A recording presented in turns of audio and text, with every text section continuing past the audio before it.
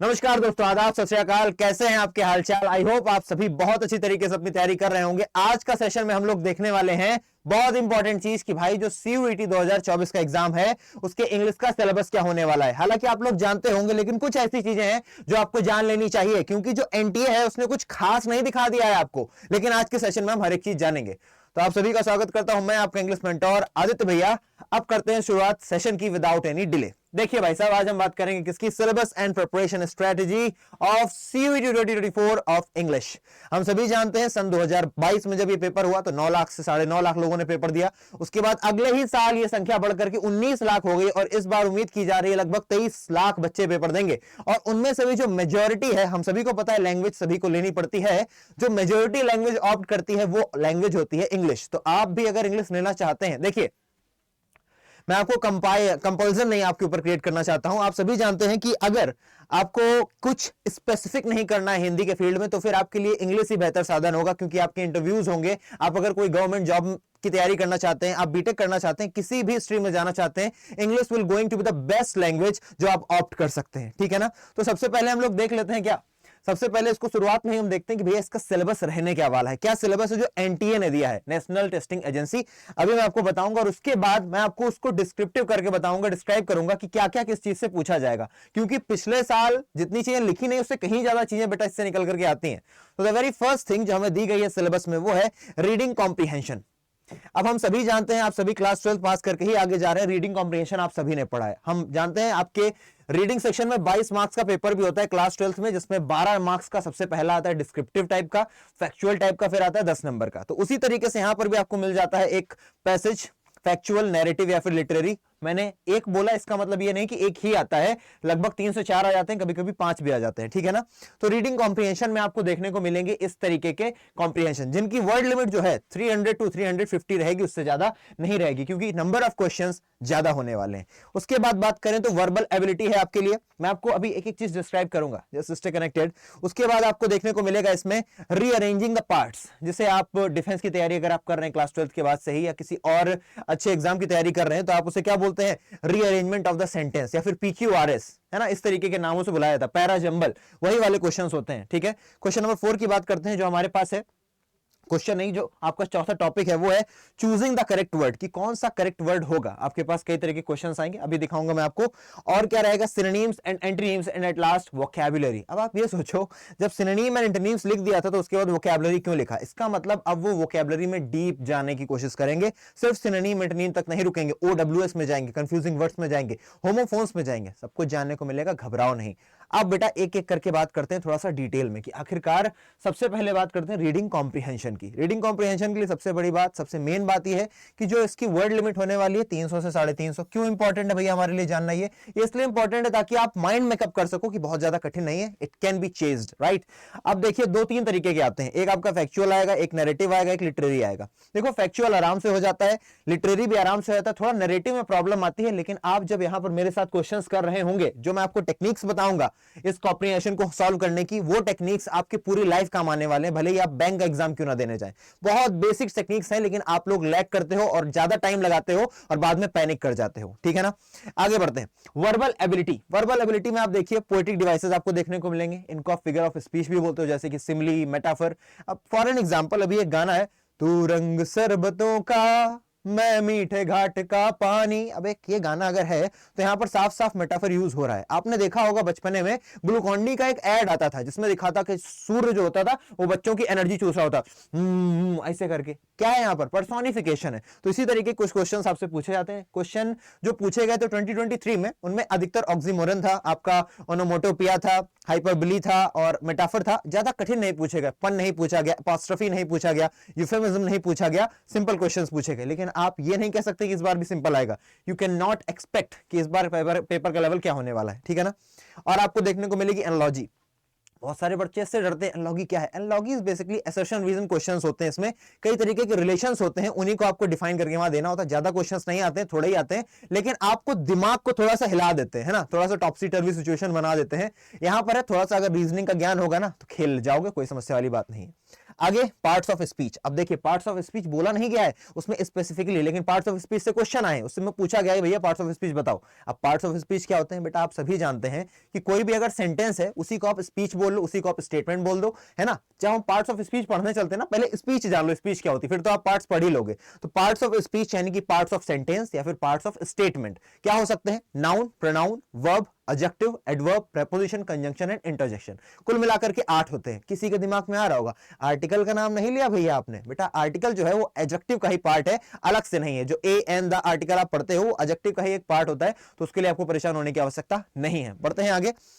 इसके बाद आपको देखने को मिलेगा रीअरेंजिंग द पार्ट्स या पैराजंबल्स। इस तरीके के क्वेश्चंस आते हैं। I can show you a specimen of that. अब pressure cooker, P Q R S, और आपके पास 4 ऑप्शन दे दिए जाएंगे। बेटा बहुत सिंपल है, मतलब अगर एक बार तुमने पढ़ लिया, मैं ज्यादा बड़ी बड़ी बातें करने से बचता हूं, लेकिन मैं बोल रहा हूं बेटा रीअरेंजमेंट, आदित्य भैया के पास आ जाना, तुम रीअरेंजमेंट से कठिन सवाल भी करके चले जाओगे। हालांकि इसमें कठिन क्वेश्चंस आते नहीं है, पर तुमको इस लेवल तक पहुंचा देंगे कि अगर इससे सीजल का भी क्वेश्चन तुम्हारे सामने आ गया ना, तो ऐसे करोगे और टिक लगाओगे, चलते बनोगे। मैं आपसे वादा करता हूं और ये मेरा कमिटमेंट है बेटा कि आप बस आने दीजिए, अभी सीयूटी की तैयारी होने दीजिए, then you will get to know yourself, ठीक है ना। चूजिंग द करेक्ट वर्ड इसके बाद आता है। चूजिंग द करेक्ट वर्ड में कई तरह के क्वेश्चन आ जाते हैं, जैसे कि ये when you saw the fish swimming. अब देखो कहां स्विम करेगी भैया, पानी के अंदर स्विम करेगी, तो ए ना जाएगा, इसमें सिंपल है। लेकिन इससे थोड़ा अच्छे लेवल के क्वेश्चंस भी आएंगे। अभी प्रपोजिशन है, क्या पता वो किसी और को कंजंक्शन डालने की कोशिश करे, इंटरजेक्शन फिक्स करने की कोशिश करे, नाउन प्रोनाउन कुछ भी कर सकते हैं। आगे आगे हमारे सिनोनिम एंड एंटोनिम, इस तरीके के क्वेश्चन आपसे पूछे जाएंगे भैया। एक क्वेश्चन दे देगा, एंटोनिम सिनोनिम पूछ लेगा। डेलिकेट का बताओ एंटोनिम, डेलिकेट होता है नॉर्मल, है ना, उसका स्ट्रांग बोल देना। अब यहाँ पर होलोकॉस्ट को बता देना, ठीक है। इसी तरीके से आपके पास सिनोनिम एंड एंटोनिम आएंगे, यानी कि वोकैबुलरी पर आपकी कमांड होनी चाहिए। और मैंने जो पिछले साल ऑब्जर्व किया, कुछ वर्ड जो आए थे जैसे कि विव ला फ्रांस और भी कुछ ऐसे फॉरेन वर्ड्स, फॉरेन एक्सप्रेशंस, वो आपकी किताब से ही थे, क्लास 12th की फ्लेमिंगो से या फिर विस्टास से। तो आपको क्लास 12th में आपने जो भी पढ़ा है इंग्लिश में, बेटा कम से कम जहां पर भी आपको कोई कठिन वर्ड दिख जाए, कहीं पर डिफिकल्ट वर्ड दिखे, उसको नोट डाउन कर लेना किसी डायरी में, किसी रफ में, क्योंकि वो आपके सीयूईटी के लिए इंपॉर्टेंट अभी से हो जाता है। क्योंकि बोला गया है कि सीयूईटी में जो क्वेश्चन के पूछा जाएगा आपसे, वो पूछा जाएगा एनसीईआरटी से। तो इंग्लिश के लिए तो एनसीईआरटी कोई खास रेफर करता नहीं है, लेकिन आपकी जो बुक्स हैं, जैसे फ्लेमिंगो हो गई, विस्टास हो गई, उसी की पोएट्री हो गई, तो जो भी उसमें वर्ड्स हैं उनको आपको ध्यान में रख करके चलना है, क्योंकि मुझे ऐसा लगता है कि आपके पेपर में उससे रिलेटेड क्वेश्चंस पूछे जाएंगे। और अगर मुझे लगता है तो आप समझ सकते हैं, एक्सपीरियंस है, आफ्टर दैट मैं आपको ये बोल पा रहा हूं। आगे बढ़ते हैं। लास्ट चीज है हमारे पास वोकैबुलरी। अब वोकैबुलरी क्यों बोला जब सिनोनिम एंटोनिम बोल दिया, क्योंकि वोकैबुलरी में कई सारे सेक्शंस आते हैं, जैसे कि आपके OWS, वन वर्ड सब्स्टिट्यूशन। अब आपको बताना है, एक ऐसा व्यक्ति, सिंपल सा ऑप्शन लेते हैं, सिंपल सा एक उदाहरण लेते हैं, आपको बताना है कि दुनिया में जो भगवान को ना मानता हो, तो अथीस्ट कैसे याद करेंगे। THEI जो थी है, मैं आपको बस हल्का सा डेमो देता हूं। THEI ये अपने आप में एक रूट वर्ड है, और इस रूट वर्ड का मतलब क्या होता है, गॉड या फिर रिलेटेड टू गॉड। तो इसी से कई सारे वर्ड बन जाते हैं। एक वर्ड बन जाता है बेटा थीस्ट, क्या बन जाता है, थीस्ट। दूसरा वर्ड बन जाता है भैया अथीस्ट। तीसरा वर्ड बन जाता है थियोक्रेसी। इन सभी के अपने अपने मतलब बेटा। थीस्ट यानी कि जो आस्तिक है, जो भगवान में मानता है, हमारे आपके तरीके। कुछ लोग अथीस्ट होते हैं जो भगवान में नहीं मानते। ए आ गया शुरुआत में, नेगेटिव प्रेफिक्स हो गया। प्रेफिक्स क्या होता है भैया, देखो PRS एक मेथड होता है, प्रेफिक्स, रूट वर्ड और सफिक्स, जिसके माध्यम से आप वोकैबुलरी को याद कर पाते हो। निमोनिक्स एक मेथड होता है। निमोनिक्स क्या होता है बेटा, आप किसी वर्ड को पढ़ रहे हो और उसके बारे में आपने कोई स्टोरी बना लिया, कुछ ह्यूमरस बना लिया, आपको याद हो जाता है। थियोक्रेसी, थियो का मतलब हो गया भैया गॉड से रिलेटेड, क्रेसी का मतलब क्या हो गया, शासन। तो शासन भैया क्या बोल सकते हो, थियो का मतलब हो गया तुम्हारा क्या, भगवान शासन नहीं करेंगे, रिलीजियस बॉडी, रिलीजियस पीपल के द्वारा जब कहीं पर गवर्नमेंट चलाई जाती है तो उसे हम बोलते हैं थियोक्रेसी, राइट। और क्या मिलेगा आपको वोकैबुलरी में देखने को, साथ ही साथ आपको देखने को मिलेगा मिस स्पेल्ड, कि भैया ब्यूरोक्रेसी की स्पेलिंग लिख देंगे 4 ऑप्शन में, बताओ कौन सी सही है कौन सी गलत है, इसलिए आपको स्पेलिंग पर थोड़ा सा ध्यान देना रहेगा। एंड एट लास्ट ईडियम, और भी कुछ चीजें हैं जो वेरिएशंस हैं जो मैं आपको दिखाता रहूंगा क्लास में। फिलहाल ये चीजें तो जरूर मिलेंगी आपको क्वेश्चन में। अब आपने जान लिया सिलेबस, आपने उसको डिटेल रूप में देख लिया, आपको पता चल गया कि आपको 200 में से 200 कैसे लाने हैं। आपके पास 50 क्वेश्चन रहेंगे, 40 क्वेश्चन आपको करने होंगे। एक क्वेश्चन करने पर आपको 5 मार्क्स मिलेंगे, और गलत कर देते हो तो 1 नंबर हट जाएगा। आप इस तरीके से समझो कि अगर आप एक क्वेश्चन सही करते हो तो आपको 5 रुपए मिलेंगे, और अगर आपने एक क्वेश्चन गलत किया तो आपसे 1 रुपए ले लिया जाएगा, और अगर आपने किया ही नहीं है तो उसका ना तो आपको दिया जाएगा पैसा, नहीं लिया जाएगा। अब बात करते हैं क्या करें। समझ तो लिया भैया कि भैया सिलेबस क्या है, और भी समझते रहोगे आगे चल के, क्योंकि और भी बहुत सारी चीजें हैं, जैसे कि एक्टिव एंड पैसिव, पेपर में आपके आएगा, नरेशन आपके पेपर में आएगा, पार्ट्स ऑफ स्पीच को स्पॉट करना आपके पेपर में आएगा, स्पॉटिंग द एरर्स आपके पेपर में आएगा। ये वो चीजें हैं जो लिख नहीं रखी हैं एनटीए ने, लेकिन पेपर में पूछी जा रही हैं। यानी कि एक बच्चे की अंडरस्टैंडिंग स्किल्स जानने की कोशिश की जा रही है कि क्या वो बच्चा जो क्लास 12 करके आगे जाने वाला है, ग्रेजुएशन करने वाला है, क्या वो इस लायक है कि वो इंग्लिश को समझ सके। तो भैया अपना जो न्यूज़पेपर है उसको पढ़ने की हैबिट डालो, रीडिंग स्किल्स को बेहतर करो, तभी जाकर के आपकी बाकी स्किल्स भी धीरे धीरे सही होंगी। तब आके स्पीकिंग की बात होती है ना। आप जब कुछ सीखते हो तो क्या करते हो, पहले बोलना शुरू करते हो, सॉरी पहले पढ़ोगे फिर बोलोगे, बोलोगे पढ़ोगे, कोई भी आप इसमें क्रम चुनो, तो आप पहले न्यूज़पेपर रीडिंग किया करो और बोल बोल के किया करो, ताकि जो प्रोनाउंसिएशन है, कई सारे बच्चे इसी को प्रोनाउंसिएशन बोलते हैं, कोई प्रोनाउंसिएशन, इसे प्रोनाउंसिएशन, तो आपका प्रोनाउंसिएशन सुधरेगा, साथ ही साथ आपको कॉन्फिडेंस आएगा। जब आप इंग्लिश बोलोगे ना, देखो कोई भी नई लैंग्वेज जब आप स्टार्ट करते हो ना सीखना, तो आपकी जो टंग है ना वो अलग तरीके से रोल होती है। अभी आपको बात करनी देहाती में, और बबुआ कैसन मानी कहां गया रहा, किसी भी तरीके का, मेरे पास 2-3 तरीके इससे मैं बोल सकता हूं। अभी आपको इंग्लिश बोलनी है, फिर आपको फ्रेंच बोलनी है, स्पेनिश बोलनी है, तो जब आप किसी दूसरी लैंग्वेज पर टर्न करते हो तो आपका जो मुंह के अंदर का मैकेनिज्म है वो थोड़ा सा परेशान होता है। इसीलिए बोला जाता है 90 डेज लग जाते हैं, 30 दिन 50 दिन लग जाते हैं इंग्लिश को अच्छी तरीके से मास्टर करने में, अच्छी तरीके से बोल पाने में। चलिए अब 3 पिलर्स कौन से हैं प्रिपरेशन के, कि अगर आप इन पिलर्स के ऊपर खड़े उतरते हैं तो आपकी श्योरिटी बढ़ जाती है कि आप 200 में से 200 ला पाएंगे। तो पहली चीज तो बेटा बेसिक ग्रामर, बेसिक ग्रामर में पार्ट्स ऑफ स्पीच आ जाते हैं, यूजेज आ जाते हैं, सब्जेक्ट वर्ब एग्रीमेंट आ जाता है। जितना भी ग्रामर सेक्शन है वो आपको कंप्लीट होना चाहिए, जो आपने क्लास 11th में पढ़ा, 12th में पढ़ा, 10th में पढ़ा, वही क्वेश्चन सभी दोबारा से आएंगे और आपको अच्छे लेवल के क्वेश्चन कराए जाएंगे, जिससे आपकी ग्रामर दुरुस्त हो जाएगी। उसके बाद बात करेंगे किसकी, उसके बाद vocabulary. Vocabulary is a must, क्योंकि वोकैबुलरी खुद में भी आएगी, OWS के रूप में आ जाएगी आपके सामने, एंटोनिम सिनोनिम के रूप में आ जाएगी, होमोफोन्स के नाम पे आ जाएगी, एंड वो तो भरपूर रूप से आनी, मिस स्पेल्ड आ जाएंगे।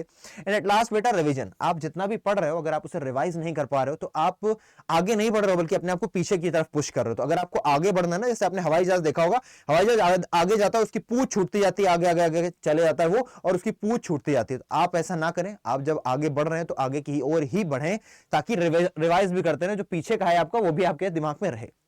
एट लास्ट अगर मैं बात करूं, श्योर शॉट 200 आउट ऑफ 200 अगर आपको चाहिए तो आप क्या करेंगे। इस बच्चे को देख रहे हो, आपने मूवी देखी होगी कराटे किड, लगातार इससे प्रैक्टिस करवाई जाती है, शर्ट उतारो टांगो गिराओ, उतारो टांगो गिराओ पहनो, उतारो टांगो गिराओ पहनो, ऐसे लगातार करता रहेगा।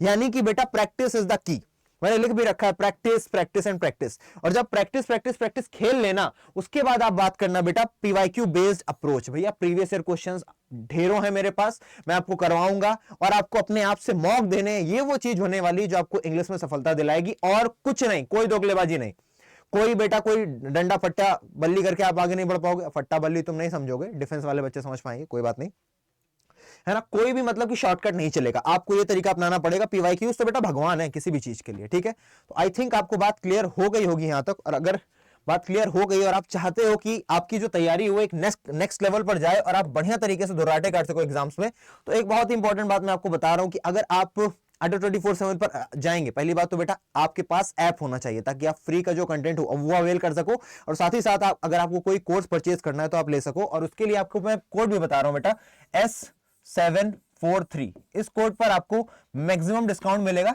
जिससे आप किसी भी कोर्स को मिनिमम अमाउंट में क्या कर पाएंगे, अवेल कर पाएंगे, ठीक है। और एक और बहुत इंपॉर्टेंट चीज, अगर आपको सेशन वैल्यूएबल लगा है, अगर आपको कोई क्वेरी है, अगर आपका कोई सजेशन है, तो बेटा कमेंट जरूर करें। I really appreciate if you comment, right. मैं आप सभी के कमेंट बहुत मांगता हूं, कि आपके कमेंट जो होते हैं वही मुझे बताते हैं कि हाँ अब किस दिशा में सही तरीके से बढ़ना है। हालांकि मैं जानता हूं आपको सीयूटी में कैसे आगे लेकर जाना है, पर तब भी I want to know your status. अच्छा लगा है तो बताइएगा, वीडियो अच्छा था, हेल्पफुल था, आपको कोई अगर अपना व्यू पॉइंट देना है, कोई आपका सजेशन है, तो आप बिल्कुल दे सकते हैं। I always welcome. And at last आप सभी का बहुत बहुत धन्यवाद इतना अटेंटिवली इस सेशन को देखने के लिए। आई होप कि ये सेशन आपके जीवन में कुछ पॉजिटिव चेंजेस लाए और आप धुर्राटे काट सके अपने जीवन में। मिलते हैं नेक्स्ट सेशन में, तब तक के लिए जय हिंद।